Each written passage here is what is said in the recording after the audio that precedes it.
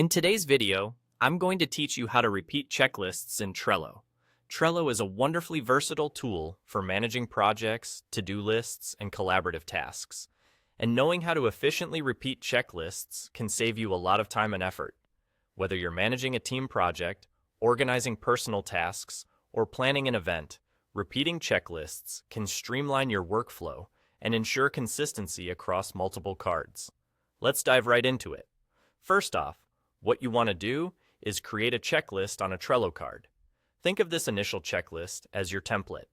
You'll want to include all the items you need and structure it exactly as you'll need it to repeat. Make sure to give this checklist a unique name. This step is quite important because this name will be what helps you identify it later when you want to use it again. Try to make it distinctive yet descriptive, maybe something related to the project or task theme.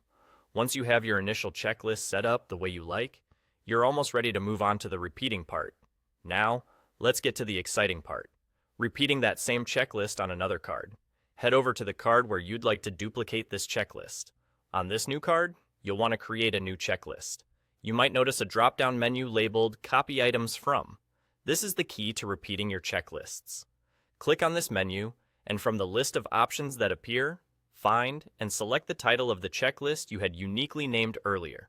Selecting that pulls in all the items from your original checklist to this new one, keeping everything neat and organized, just like it was on your first card. And just like that, your checklist is repeated on another Trello card, ready for you to use.